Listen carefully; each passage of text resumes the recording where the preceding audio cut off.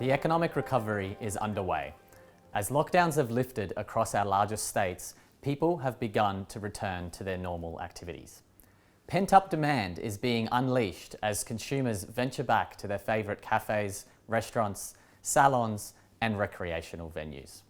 Leading indicators of household spending, such as credit card data, are showing that consumers are eager to spend, particularly in sectors that were hard hit during the lockdowns, such as personal services and hospitality.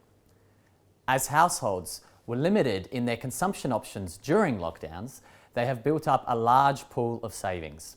These savings will support spending as the economy recovers. Consumers have remained optimistic throughout the Delta outbreak. This contrasts with earlier in the pandemic when confidence was severely dented. Consumer sentiment data for November reaffirmed that consumers are upbeat as the economy reopens. Plus, business confidence has surged. It is now at levels not far off record highs recorded earlier in the year. Confidence in New South Wales and Victoria has jumped significantly over the past 2 months as businesses eagerly awaited the lifting of restrictions.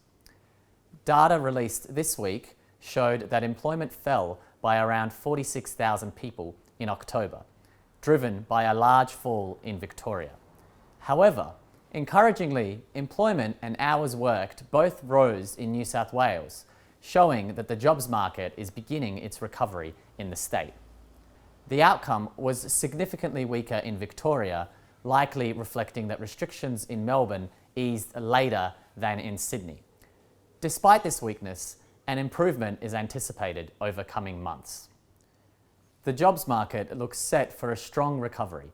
In fact, we anticipate the unemployment rate to have a 3 at the front by the end of 2022. It hasn't been consistently around this level since the 1970s.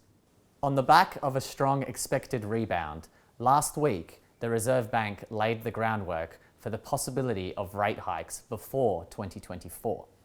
The central bank dropped their forward guidance that the cash rate wouldn't increase until 2024.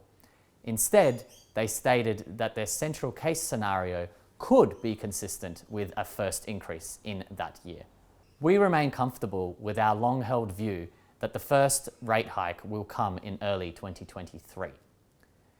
These are all positive signs for the economy. Consumer spending is leading the recovery, which is good news for businesses as we enter the busy Christmas season.